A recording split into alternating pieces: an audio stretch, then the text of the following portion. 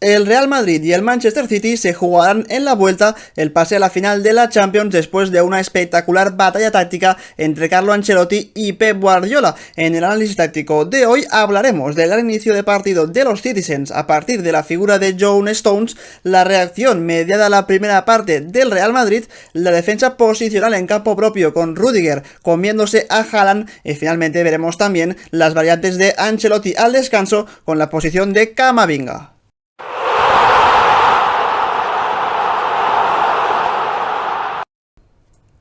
Empezamos viendo los posicionamientos iniciales de ambos equipos. En el caso del Real Madrid de Carlo Ancelotti, en fase defensiva vemos claramente un 4-3-3 con la posición de Valverde bailando algo más, porque era un jugador que cuando el City estaba iniciando la acción se unía a Rodrigo y a Benzema para hacer esa presión, pero cuando el balón llegaba a 3/4 de campo normalmente formaba un 4-4-2 uniéndose a la línea de Kroos, Modric y un Vinicius, que hay que decir que en este partido, a diferencia de muchos otros, sí que estuvo más presente en tareas defensivas y eso hizo que al menos en esa banda derecha, donde muchas veces recibía Bernardo Silva solo en el 1 contra 1 contra Camavinga, llegara esa ayuda del futbolista brasileño. Al final lo que buscaba el Real Madrid era que hubiera muy poco espacio entre líneas, que los jugadores de más calidad del City como De Bruyne o Gundogan no pudiesen participar demasiado en esa zona. Y al final es cierto que seguramente lo que buscaba Ancelotti era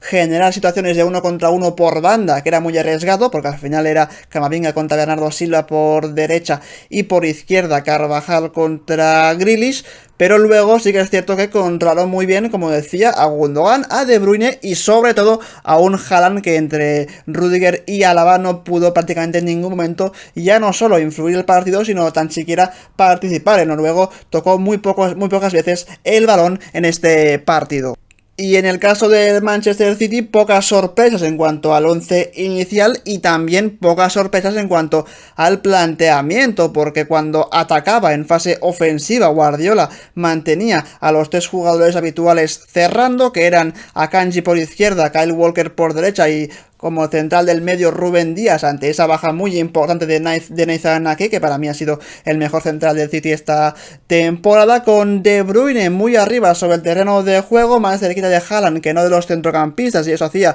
que estuviera bastante desapercibido durante los 90 minutos, y más con un Kroos siempre muy encima de él, y con esa variante muy interesante de John Stones jugando como doble pivote en fase ofensiva, porque sí que es cierto que después en defensa volvía el City a esa defensa de 4 con Stones como central. Y luego la última variante de este 11 de Guardiola era que buscaba intentar ese 1 contra 1 por las bandas, como comentábamos antes, con Bernardo Silva y con Jack Grealish. Vamos a empezar hablando de esa posición de John Stones, porque fue la figura a partir de la cual el Manchester City en los primeros 15-20 minutos de partido está claramente por encima del Real Madrid e incluso tiene muy buenas oportunidades para marcar que no acaban encontrando la red. Como veis, estamos viendo una imagen en la que Stones parte como central en los primeros metros de la salida de balón del Manchester City, pero ahora veremos otra como ya en campo rival Stones se pone en paralelo, en línea con Rodri, formando ese doble pivote con el futbolista español y ya en esa fase ofensiva incorporándose como un centrocampista más, abandonando la posición de central, que se queda tan solo para Walker, Rúben Díaz y Akanji, y con un Stones aquí recibiendo un pase de Walker, pudiéndose girar, ve que hay espacio entre Vinicius y Benzema y decide conducir hacia adelante hasta que puede entregar el balón hacia un Haaland que está de espaldas a portería, por lo que el Real Madrid sufrió ya no tanto por los nombres más importantes del equipo como De Bruyne, Gundogan o Haaland, sino sobre todo por esas recepciones de John Stones a la altura de Rodri en una posición en la que seguramente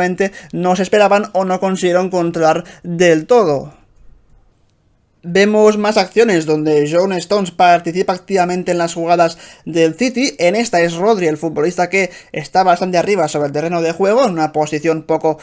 usual para él. Eso evidentemente distrae la atención de los centrocampistas del Real Madrid, que están muy pendientes de él, tanto Modric como Kroos. Más atrás vemos como Walker combina con John Stones, que puede recibir solo en esa zona del terreno de juego. Una vez recibe el futbolista inglés del Manchester City, se gira y hace una pared buenísima con el propio Rodri a la altura de 3/4 de campo. Rodri le devuelve ese pase a Stones para que el inglés continúe con la acción. Fijaos el espacio que se ha generado con tan solo esa pared. Nadie cuenta con que Stones llegará a esa zona del terreno de juego. Decide conducir más hacia adelante viendo el espacio que tiene, y fijaos la posición, la zona en la que acaba la jugada el jugador del Manchester City, por lo que el Real Madrid en principio sufrió mucho en la primera parte precisamente por esa posición de Stones que los pilló mucho por sorpresa, y también evidentemente por las constantes recuperaciones tras pérdida del equipo de Pep Guardiola. Otra acción más de John Stones es esta, de nuevo Rodri con el balón, formando ese doble pivote con un Stones que está solo y que precisamente es el jugador al que le va a enviar la pelota. Asimismo, por delante vemos como Kroos está siempre pendiente de un De Bruyne al que le cuesta mucho participar, así que cuando recibe John Stones, en lugar de combinar con el belga que está cubierto, decide hacerlo con el jugador libre que está en banda derecha, que es Bernardo Silva, y el City, pues cuando recibe el portugués, puede continuar con la acción. Al final es cierto que el City hace mucho peligro durante los primeros minutos, atacando sobre todo por las bandas, pero también a su vez Ancelotti quería que precisamente el City atacase más por la banda y no por dentro, porque eso significa que al menos estás controlando los jugadores más importantes del rival, que eran principalmente De Bruyne, Gundogan y especialmente Erling Braut Haaland. Los minutos iniciales del Manchester City son tan buenos que incluso cuando el Real Madrid hacía una buena presión, como estamos viendo aquí, el equipo de Guardiola conseguía salir con muchísimo criterio. Vemos como entre Rodrigo, Fede Valverde, que salta muy arriba, y Benzema, entre estos tres, cubren cualquier pase hacia Gundogan o hacia Rodri, por lo que la única opción que tiene aquí Ederson es jugar con alguno de esos dos centrales. Se decide por la opción de central derecho, por la opción de un John Stones, que como comentaba antes, en fase de salida de balón siempre está actuando como central, después ya pasa a centrocampista. Una vez recibe John Stones de Ederson, el City con mucho criterio, con calma y siempre buscando el pase adecuado, encuentra en banda derecha ese descenso de Kyle Walker, al que una vez recibe Vinicius se le tira encima. Aquí hay algo muy interesante, y es que Modric y Vinicius entre los dos cierran un poquito de espacio entre ellos para que Walker no pueda meter un pase vertical hacia adelante, ya sea para Gundogan o para De Bruyne. Creo que en este caso lo hacen bien, pero al hacerlo evidentemente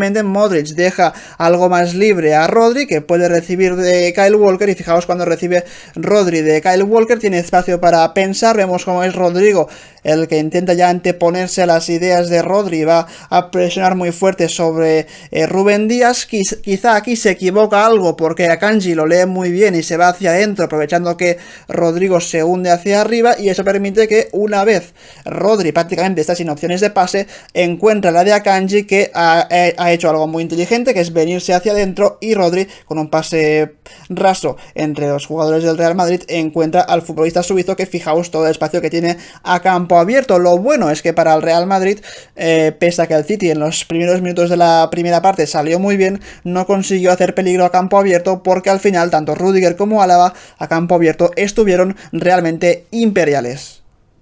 Los hombres de Pep Guardiola, hay que decir que tampoco acabaron de aprovechar algunas situaciones de mucho peligro que generaron, pero que no, digamos que no consiguieron transformar en jugadas de gol, como por ejemplo esta. Es un balón que tiene Rodri, que combina hacia atrás, presionado por Valverde, para la posición de Rúben Díaz. El futbolista portugués recibe, vemos como el Madrid, a medida que pasaban los minutos, empezaba a controlar mejor la posición de John Stones, y ya no metía dos centrocampistas con él y con Rodri, sino que metía hasta tres con ellos, porque Rodrigo se unía, y eso es lo que hace es que es cierto que De Bruyne nuevamente tiene a Kroos encima suyo, como durante todo el partido, pero al saltar un jugador más sobre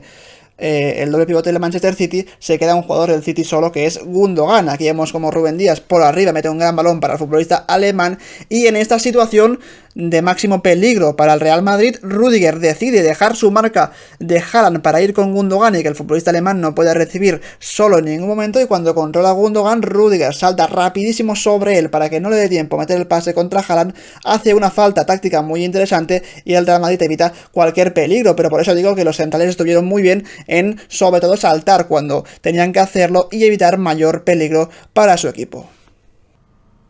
Como os comentaba antes, el Real Madrid da un paso adelante hacia el minuto 20-25 de la primera parte, sobre todo porque el City evidentemente no puede mantener ese ritmo de presión, empiezan a aparecer algunos desajustes como en esta acción donde entre Grealish, Haaland y De Bruyne están presionando la salida de balón del Real Madrid. En este caso es Kroos el que ha bajado a recibir entre centrales, se abre un espacio mínimo pero lo suficientemente grande entre De Bruyne y Haaland para que Kroos encuentre a Fede Valverde solo en una zona del terreno de juego donde una vez reciba va a poder continuar con la acción. Aquí lo vemos, recibe el futbolista uruguayo a campo abierto, salta Gundogan tímidamente sobre él, así que Valverde lo que hace básicamente es buscar al hombre más adelantado, que es Carvajal en banda derecha. Vemos como ningún central del City sale por Carvajal, porque al final están manteniendo esa línea defensiva bastante atrás, así que una vez recibe Carvajal, hay un jugador del equipo rival que tiene que saltar, que en este caso es el central izquierdo, es Akanji, que lo hace a la perfección, pero claro, al saltar Akanji y al no saltar, al no acompañar ese salto de Akanji y el resto de centrales del City, eso lo que permite es que Carvajal le devuelva ese pase a Valverde, que a campo abierto, fijaos, con todo el espacio que tiene por delante para aprovechar y con ningún central del City pudiendo salir en esta acción. De hecho, esta es una de las primeras jugadas donde el Real Madrid hace muchísimo peligro. En esta acción será Valverde el que acabe metiendo un centro dentro del área y Benzema está a punto de marcar el primero para el Real Madrid, pero primeros avisos del conjunto de Carlo Ancelotti, que en cuanto a salidas de balón en pocos toques es el mejor equipo del mundo. Y esto se demuestra a la perfección en la jugada del primer gol. Es una acción donde Camavinga está muy escorado en ese costado izquierdo. Vemos un descenso de Modric a recibir el pase del futbolista francés. Fijaos que cuando Modric recibe de Camavinga, tiene a Rodri muy encima, pero Rodri, al salir tanto de zona, al ir tan arriba, se genera un espacio detrás suyo espectacular, muy grande, para que si Modric le hace esa devolución buena a Camavinga, el francés tenga todo el tiempo del mundo para progresar en conducción, y de hecho es lo que pasa aquí. Modric con un pase con el exterior perfecto le devuelve la pared a Camavinga. Fijaos el francés cómo se va por velocidad de Bernardo Silva, lo deja atrás, llega prácticamente hasta 3/4 de campo cuando decide combinar con Vinicius, y el brasileño, dejando correr el balón y disparando desde fuera del área, hace el resto con un golazo espectacular que demuestra la calidad del Real Madrid para, en baldosas, en situaciones de máximo peligro, de máxima tensión, consigue sacar el balón jugado de una forma brillante. Creo que muy pocos equipos son capaces de hacerlo como lo hacen los de Ancelotti, y esta jugada precisamente acaba en el primer gol del Real Madrid, que acaba confirmando ese cambio de dinámica en el partido. Es momento de hablar de las variantes tácticas de Carlo Ancelotti al descanso y que permiten que el Real Madrid durante toda la segunda parte, o gran parte de la segunda mitad, sea muy superior a su rival. La primera de ellas, y la más importante seguramente, es su sistema defensivo. Lo ajusta algo mejor que en la primera parte, forma lo que es un 4-3-3 o un 4-4-2 según el momento, pero en todo caso lo que hace es dejar muy poco espacio entre líneas para que sea imposible para los De Bruyne, Gundogan, Rodri o Haaland sentirse cómodos en este escenario de partido, y con este bloque medio-bajo consiguen que el City tenga bastante posesión, es cierto, pero que nunca encuentre a los jugadores por dentro. Se encuentre sí en banda, pero en inferioridad numérica y con muy pocas posibilidades de progresar, por lo que esta variante de Ancelotti al descanso, de juntar mucho las líneas, de que de vez en cuando o Modric o Valverde salten a la presión, hacen que su equipo realmente se mantenga en el partido, no sufra excesivamente en defensa y mantenga a raya a la mayoría de jugadores del Manchester City. Ahora bien, la que yo considero la variante táctica de Ancelotti más importante en este partido, y que claramente hace que Guardiola se quede sin respuesta, es lo que hace el técnico italiano con sus laterales, porque a los dos les acaba metiendo bastante por dentro. Empezamos viendo lo que hace con Carvajal. Algo muy parecido a lo que vimos, por ejemplo, en el partido de Champions contra el Chelsea. En esta acción vemos una jugada donde el City presiona tan solo con Haaland y con De Bruyne. Evidentemente, si dejas mucho espacio entre los dos jugadores, Kroos va a encontrar con facilidad a Fede Valverde, que es lo que acaba pasando en esta acción. Una vez recibe Fede Valverde, ya vemos una primera intentona de Carvajal de marcharse hacia adentro para llevarse la marca de Grealish con él y hacer que el City se comprima algo más, y eso evidentemente va a dejar un espacio brutal para que Rodrigo después reciba solo pegado a la línea de Cal en banda derecha. De hecho, es lo que acaba pasando aquí. Valverde acaba conduciendo más de la cuenta, levanta la cabeza, ve que Grealish está fijado por Carvajal y eso permite que Valverde envíe un pase en largo hacia Rodrigo, directo hacia el futbolista brasileño, que puede recibir del futbolista uruguayo. Vemos otra acción donde Carvajal se mete por dentro, prácticamente como un centrocampista más, llevándose de nuevo la marca de Grealish. Es Valverde el que aprovecha este movimiento de Carvajal para enviar un balón hacia Rüdiger en banda derecha. El central alemán del Real Madrid conduce y envía un pase ya directo para encontrar a Rodrigo, mientras Carvajal sigue con la jugada actuando por dentro, y digamos que los jugadores del City de alguna manera no saben muy bien quién tiene que ir con Carvajal, así que realmente el Madrid muy bien en esta segunda parte, interpretando a la perfección esos movimientos de su lateral para encontrar a los hombres más alejados, en este caso tanto Rodrigo por derecha como después Vinicius por izquierda. Así como hemos visto con Carvajal, con Camavinga pasa algo muy similar. Vamos a ver varias imágenes de sus posiciones en la segunda parte. La primera es esta, prácticamente como el hombre más adelantado de su equipo, fijando los centrales del Manchester City. Otra imagen de Camavinga actuando como centrocampista es esta. Vimos que en fase de posesión del Real Madrid era Modric el que actuaba como un teórico lateral para favorecer la salida de balón de su equipo, y Camavinga, el jugador que actuaba como centrocampista, intentando estirar algo más el campo, que el City se hiciera algo más grande, que dejara más espacios entre línea defensiva y línea de centro del campo, y por ahí el Real Madrid, digamos que consiguió encontrar bastantes espacios. De hecho, en esta acción vemos una pelota que tiene en salida David Alaba, encuentra a Luka Modric en esa nueva posición que tenía él en fase ofensiva. Una vez recibe el futbolista croata, vemos algo muy interesante, y es que Vinicius viene a recibir al pie el pase de Modric, a lo que Camavinga hace precisamente el movimiento opuesto a Vinicius. Él se va al espacio para recibir el pase de Modric, que le encuentra con un pase por arriba, y Camavinga puede controlarlo a la perfección y continuar con la acción, pero desde luego nadie pudo controlar ni primero esos desmarques de Carvajal, ni después esa posición de centrocampista de Camavinga, al menos en fase ofensiva.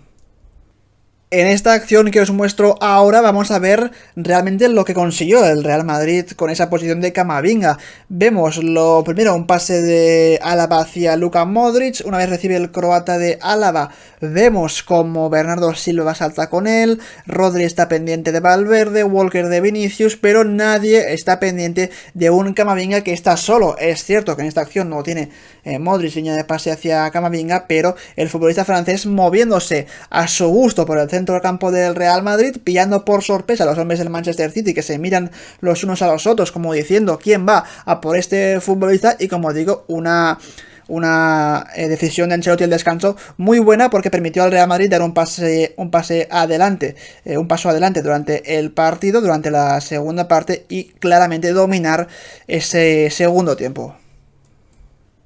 Así que hasta aquí el análisis táctico del partido de ayer, en el que hemos visto los planteamientos de cada equipo, ese dominio inicial del Manchester City neutralizado por el Real Madrid a partir de jugadas espectaculares a un toque en baldosas y realmente consiguiendo generar bastante peligro. Un 1-1 que seguramente le sabrá menos al Real Madrid, que tendrá que ir a la vuelta seguramente algo más apurado, pero en todo caso sensaciones muy positivas para el equipo de Carlo Ancelotti, que claramente en la segunda mitad fue mejor, quizá mereció algo más de este partido, y en el partido de vuelta veremos qué es lo que pasa, porque realmente la igualdad es máxima en esta eliminatoria.